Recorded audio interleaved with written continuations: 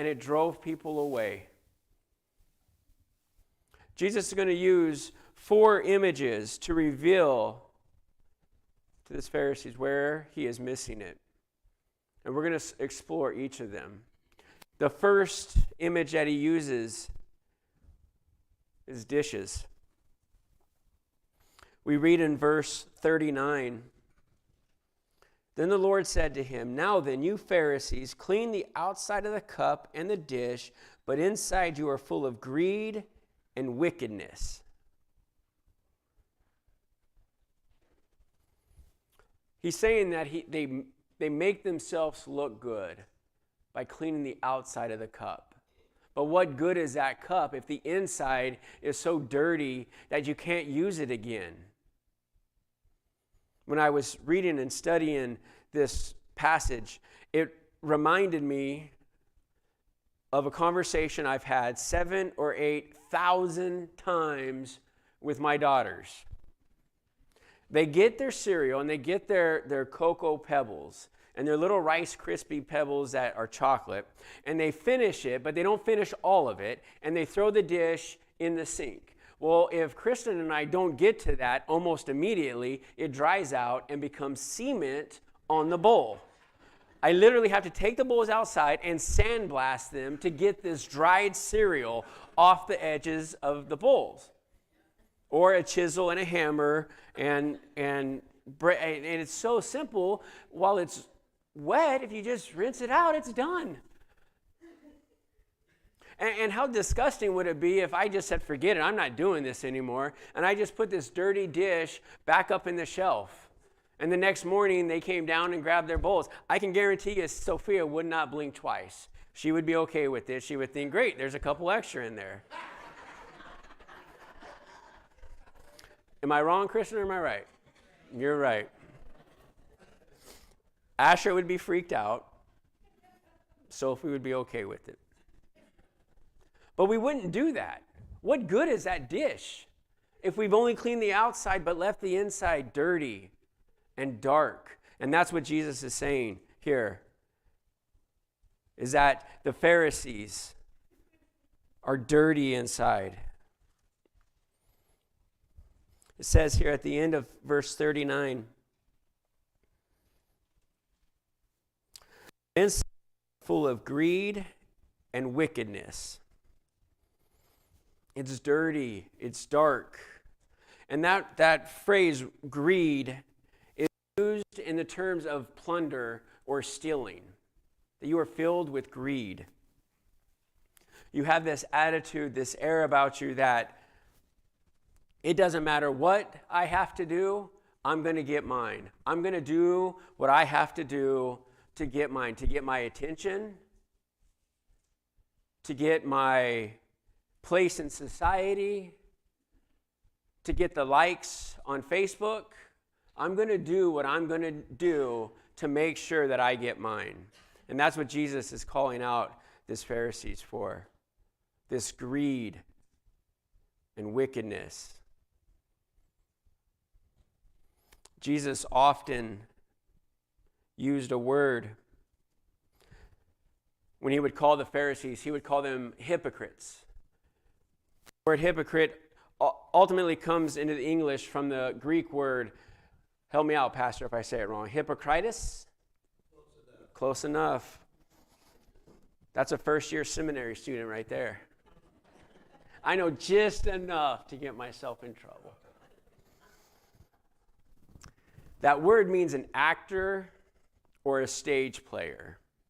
The Greek word itself is a compound noun. It's made up of 2 Greek words that literally translate as an interpreter from underneath.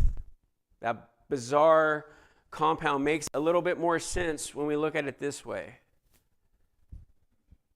Wearing a mask. The actors would wear these masks, these long masks, and they would portray someone different than what they were. So they were different on the inside than what they were on the outside. And that's a term of this hypocrite. That under the mask, the actors would interpret a story or a play, but that's not really who they were. Jesus is saying that they are clean on the outside, but the inside is still dirty.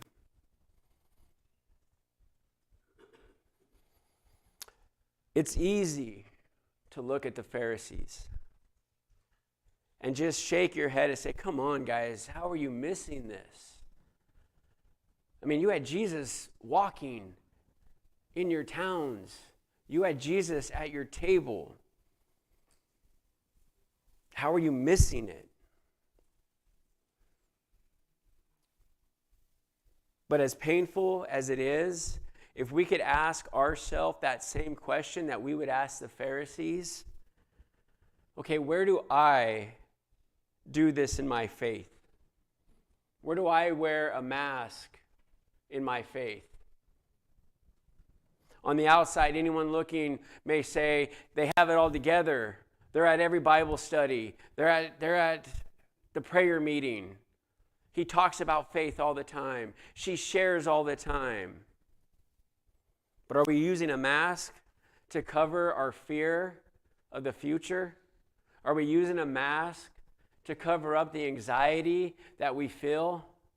Are we using a mask to cover up the depression that rocks our world, that keeps us in bed for days at a time? Are we using mask in our faith to look on the outside like we have it all together, but on the inside we're hurting? Let's get a little bit more personal with it. At this meal of correction, I believe sometimes that we wear masks in our faith, hoping to fool God. We wear a mask because it's too hard to be honest and say, do I really believe that he loves me? And it's easier to wear a mask and show up every Sunday and say, bless you, brother, bless you, sister. But are we wearing a mask to say, does he really include me when he says, I'll never leave you or forsake you? Can we believe him? Do we wear a mask when we say, yes, we believe that Christ ordains my life? But do we really believe it when the storm clouds hit and the storm threatens to overtake the boat? Or do we simply just put on a mask? See, we can put on a mask and put on a show, and maybe our family may not see. Our friends who don't have a real idea of who I am at the core would probably buy it. No doubt strangers on the street would think that I have it all together. But as the people get closer to knowing my heart and knowing who I am, these masks don't do as well. And Jesus can see past the mask. And Jesus is speaking into your life to take down the mask, leaning over the table, Pharisees, telling this man, you're missing it. Take down the mask. Allow me to work in your life. I see it already. You can't hide it from God. You can't hide it from Christ. No amount of mask, no amount of pretend can ever fool the one that created you. And that's the problem that we see with the Pharisee. That they've missed an opportunity to be real. To understand that Christ wants them to unload their burden on him. He wants to take their anxiety. He wants to take their depression. He wants to take their fear. And not just take it from them, but to take it and walk through life with them. And remember, if we're in the seat of the Pharisees today, Christ is saying, I want to take your fear, I want to take your anger, I want to take your lustful thoughts, and I want to transform you into what I want you to be. But we put mask because it's easier to deal with the mask than it is to deal with the heart. and God looks at the heart.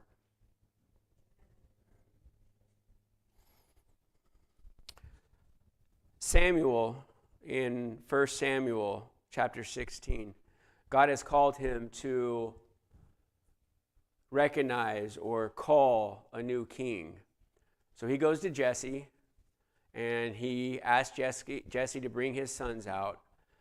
And all these men are tall, strong, probably firemen, if we had to be truth, right? I know how you have a keen for firemen. Yep.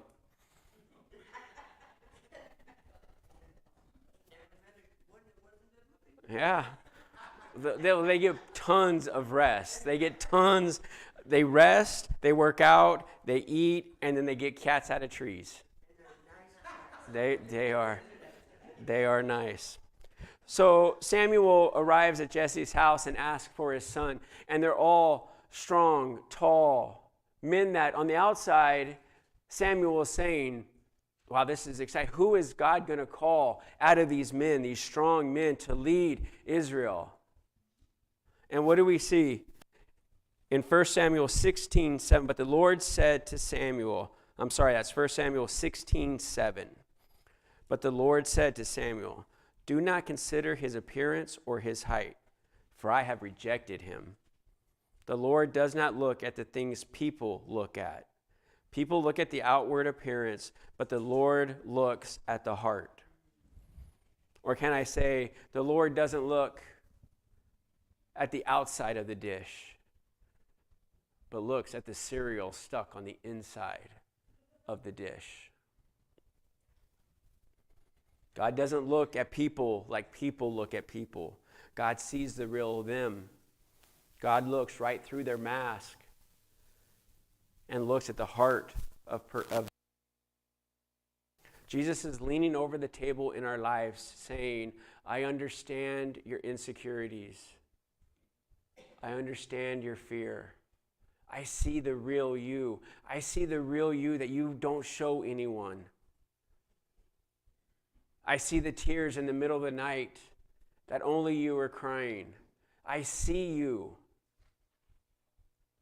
And the Pharisees are so stuck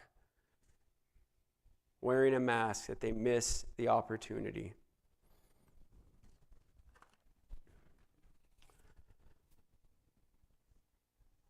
The Lord starts with really challenging the Pharisees. Woe to you. This phrase, woe to you, is really, it's an impactful phrase.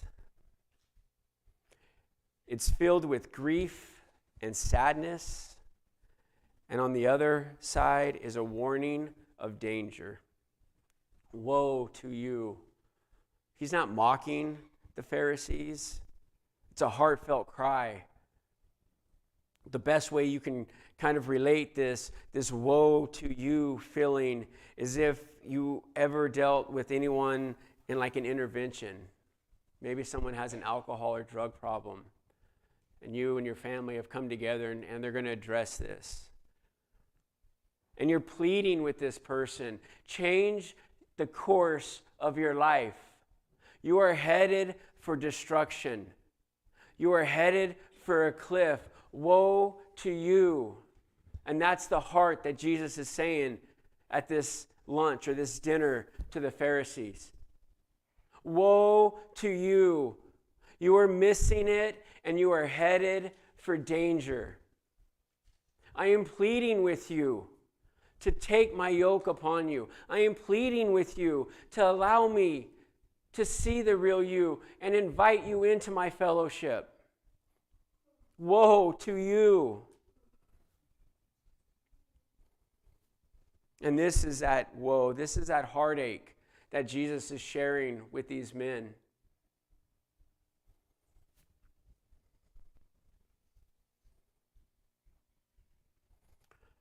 Then the second image, spices.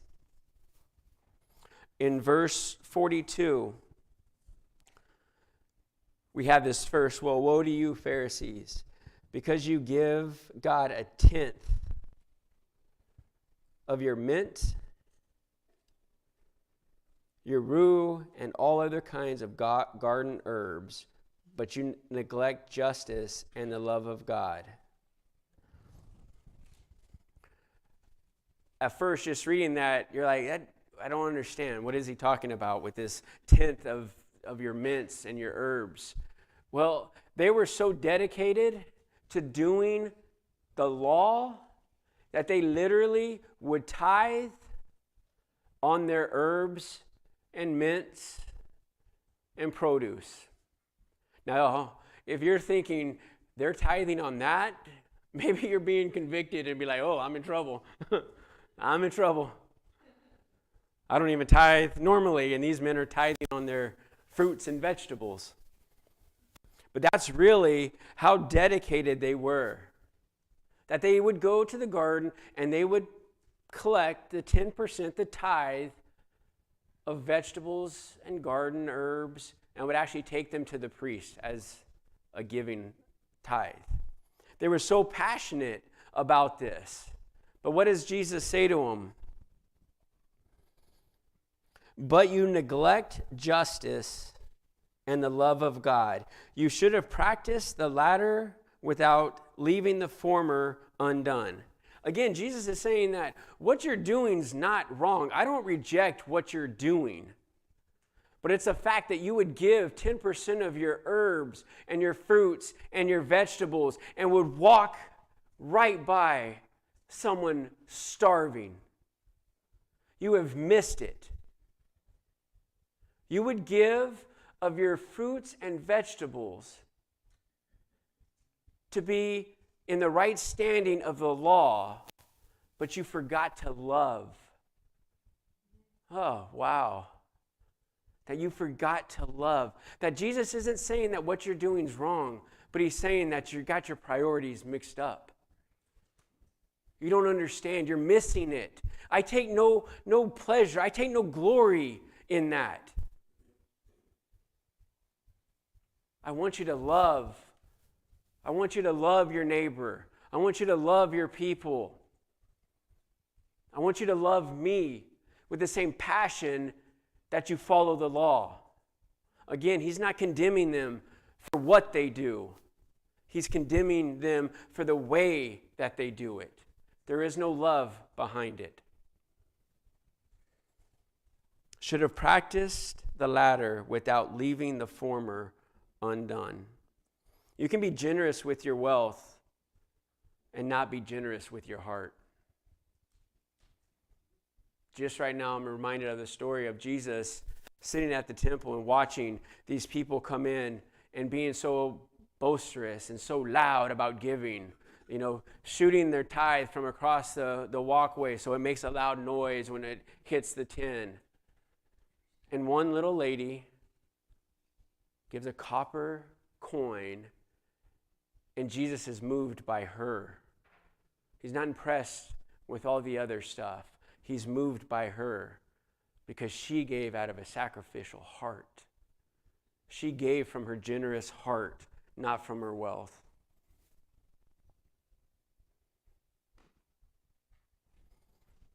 Love has many definitions. But I think love is to put the needs of others first. And we really have to be careful about this because this can become an idol to serve people so much that we forget that it's out of love that we're doing it. And then the other part of that is justice. Justice to me means to make things right. I think there's no better subject for stuff like this than myself. I've always told my kids, if I can laugh at myself, that gives me every right to laugh at you. So I use stories like this. We were in Florida, and I was in a rental van, and I would like to say that the kids were being loud and distracting, and I backed into another vehicle. Yeah, in a rental van. My sinful reaction was, put it in drive and get out of there. But I had a car full of kids that I was trying to give, a good life lesson to. So I got out and I looked, and our van was a little bit more dented than the other one. And we waited a while and no one showed up. We left a note. There was no damage. They probably wouldn't even have known that I hit their car. But that's justice, is to do and to make things right. It was uncomfortable. I didn't want to get out. I'm grateful and I'm thankful I had a car full of kids, so it made me... The enemy couldn't tempt me with an empty vehicle because I don't know how I would have responded. But I see that when we put love and justice together is when we have empathy for people. You want to do what's right, but you love people. And you can empathize with people. Not just feel sorry for somebody, but to empathize with them. And that's something that the Pharisees never did. It was never about anyone else. The third image that he uses is seats. If we look in verse 43, we see the second, woe to you, Pharisees, because you love the most important seats in the synagogue and greetings in the marketplace. So in the temple, there would be seats set in like a half circle, and you would want to get there early enough so that you could be on the inside, closest to the Torah when it was read. And they would fight for those positions. And they would want to be there because it would be a place of esteem. People would recognize them. People would see them there. Jesus spoke more about this respect and honor the Pharisees craved. If you turn to Matthew 23, verse 5.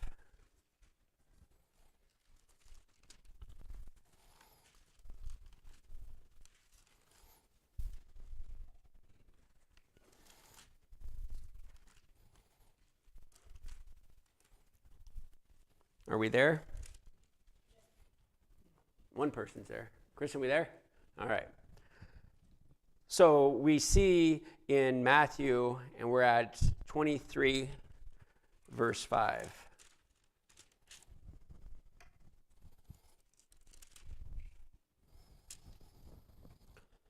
Everything they do is done for men to see.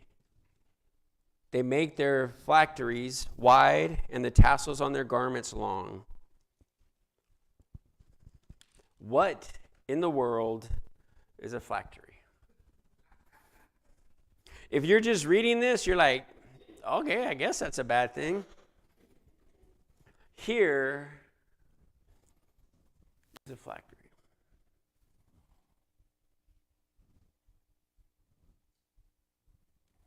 The Jewish leaders would wear these little boxes on the top of their head. Those boxes were made of leather and they contained straps. And inside those boxes, they would keep verses and parts of the Torah as a reminder on how to pray and what to pray for. So what Jesus is saying and what Matthew is saying is that they would make them bigger and bigger and bigger to be seen and to be noticed. And for people to walk by and say, wow, he must be so holy. Look at how big his phylactery is. And the tassels on their robes.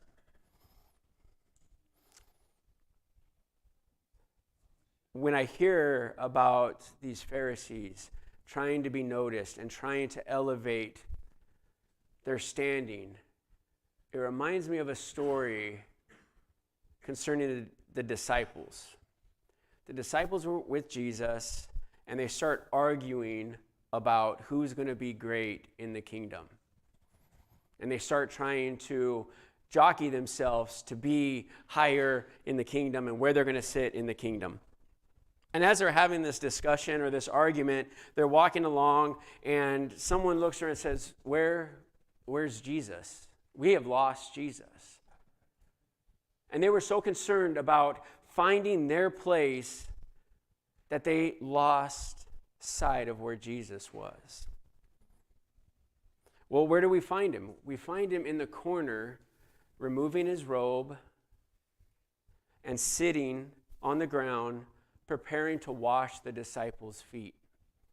The one person in the room that had every justification to say where he was going to be seated in heaven chose to remove his robe and do the work of a servant and to wash the feet of his disciples. This isn't, a mani-pedi type of thing. They were walking dirt roads in sandals, so their feet would be filthy. I can only imagine. Our kids go and play at the baseball stadium, at the fields, and they come home and we give them a bath, and the bath looks like chocolate milk. It's disgusting. And so this is what I see, where you see like dust circles, when they got so much dirt on them. And they're fighting about who's going to be first in the kingdom. And the one person that has every right to take that place has chosen to remove his robe and to do something that a servant wouldn't want to do. And that's wash the feet of his disciples.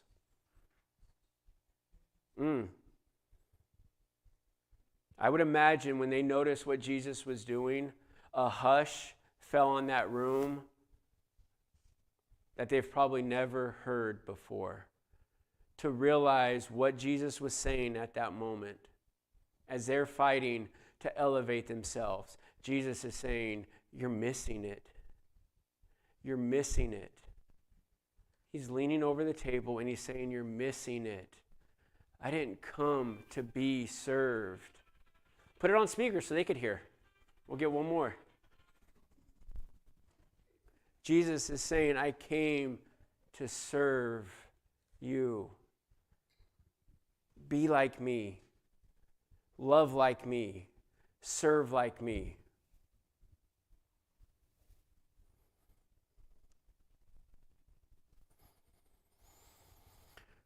To see Jesus rolling up his sleeves,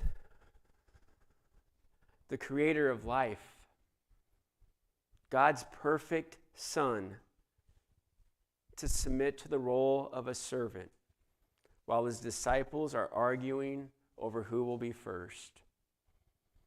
I could sit there and say, wow, these guys are missing it.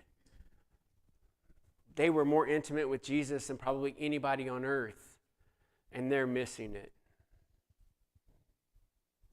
I miss it at times. I miss that at times. I miss the gravity of my Savior choosing to come to earth as a man and giving his life on a cross because of my sins. We've all heard the saying that, and there's a song that says, the nails aren't what held him to that cross. And when I'm real with myself and I allow God to expose my heart, I realize that as Christ was going to the cross, there are times in my life where I'm trying to elevate myself. And I look around and I say, where is Jesus? And it strikes me to the heart to realize he's on the cross for me. He gave it all for me. And all he wants me to do is to love. To love the unlovable. And that's what he's saying to the Pharisees. You're missing it. You're missing it. When Jesus enters a room, he doesn't enter a room to find the place of honor. He doesn't enter the room to find where he can stand out and where he can be elevated. When Christ enters a room, he's looking for the lost. He's looking for the hurting. He's looking for the outcast. He's looking for someone to serve. the creator of the world, enters a room looking for somebody to serve. Can I do that? Do I do it enough? Do you do it? Do you look around your life for a way to serve those that have no idea who Christ is and have no idea what Christ has done for them? Do we model our lives just as Christ did, that he would enter a room and look for a place to serve? Paul. This is an amazing short verse. And honestly, I would pray that we would learn it, that we would pray to live it, and that we would memorize it. Because he talks about this relationship between Jesus. In your relationships with one another, have the same mindset as Christ Jesus, who being in the very nature God, did not consider equality with God something to be used for his own advantage. Put myself in there. Do I use my faith for my own advantage? I'm not going to answer that, because I don't like the answer. Can you ask that? Rather, he made himself nothing by taking the very nature of a servant, being made in human likeness, and being found in appearance as a man, he humbled himself by becoming obedient to death, even death on a cross. If you feel like Jesus is leaning over the table and telling you you're missing it, I would ask that you would write Philippians 2, 5 through 8. And I pray that you would memorize those verses.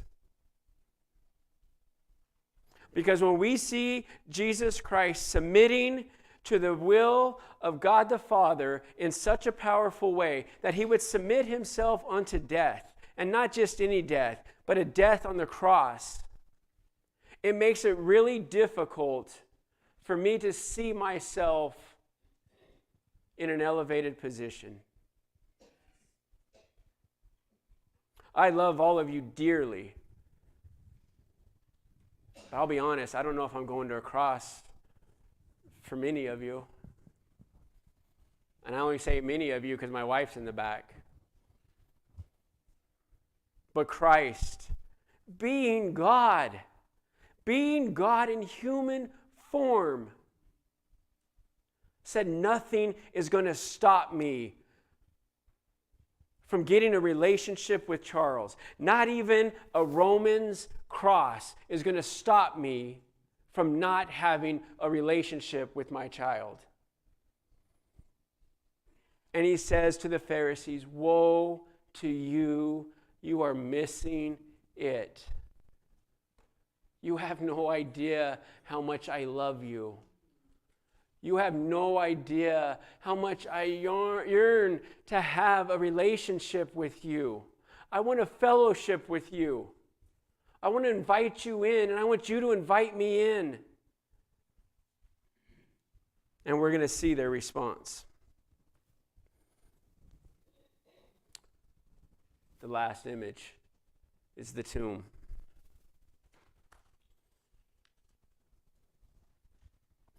If we look in verse 44, woe to you, because you are like unmarked graves, which men walk over without even knowing. So for a Pharisee to even touch a dead body was the worst case that they could ever show of defilement. They would be separated for 7 days. They would have to do a specific burnt offering, and they would sprinkle those ashes of that offering over themselves and be completely removed from the community just by touching. And they were so concerned about making this mistake and breaking the law of touching a dead body. That's why they painted the tombs white, so that you wouldn't walk in and be like, there's a dead guy here, now I'm defiled. It was a warning sign. And they would be, there's written history and record that whenever a Pharisee would go into an unknown area, a part of the country that he was unfamiliar with, that he would enter into that area and he would actually do the cleansing just in case he stepped on an unmarked grave. That's how serious they were of this. And listen to what Jesus is saying in 44. Woe to you, because you are like unmarked graves. He's not saying because you walked on an unmarked grave. He's saying you are like an unmarked grave. So what does that mean? Jesus is saying you are the religious leaders, but you are like unmarked graves. And you are causing people to not enter into a relationship with me because of the burdens that you are placing on them. He does not say you are like an unmarked grave or that you've walked over. He actually calls them an unmarked grave. The very people who were expected to show the way to Christ, to show the way back to the Father's heart, were the stumbling blocks, causing people to miss out. And he's saying, woe to you. Woe to you. The seriousness that you take a grave, even an unmarked grave, I'm saying that you are that exact same thing. And the way you live your life and the way you pronounce your faith is causing people to miss out. So now Jesus is leaning over the table and saying, you're causing people to miss it. You're causing people to miss it. The scary thing is, if we continue with the same, thought that we had at the beginning, what did I say earlier? That we're going to put ourselves in the position of this Pharisee. Now this gets really heavy.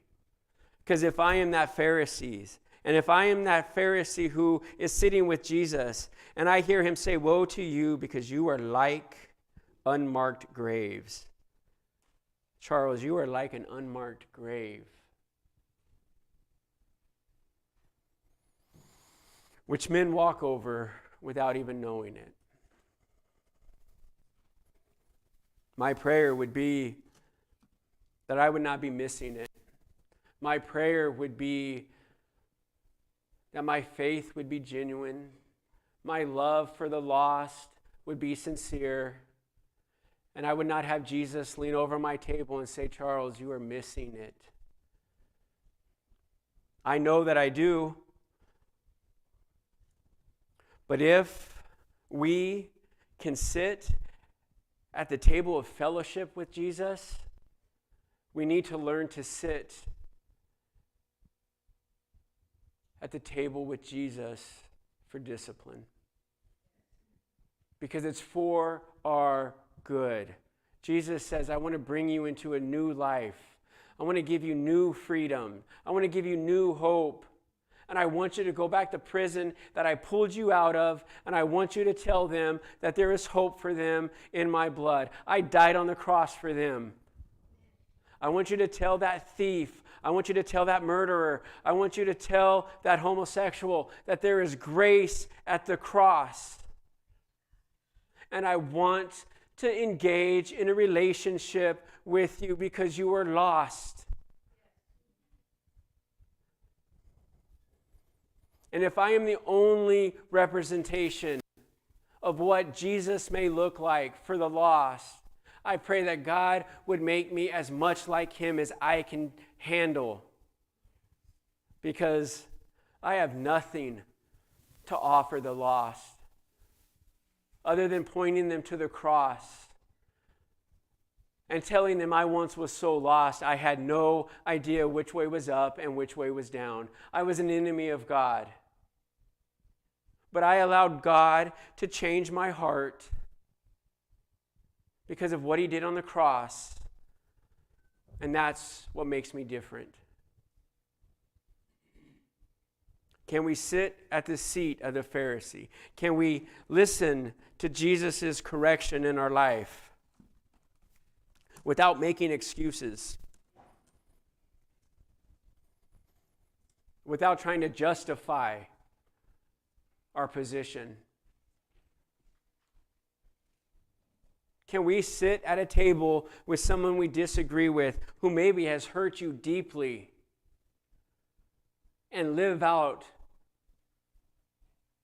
a heart of forgiveness? When we understand what Christ has done for us, and if we truly grasp the depravity of what I was before my encounter with Jesus, it makes it a lot easier for me to love on the unlovable.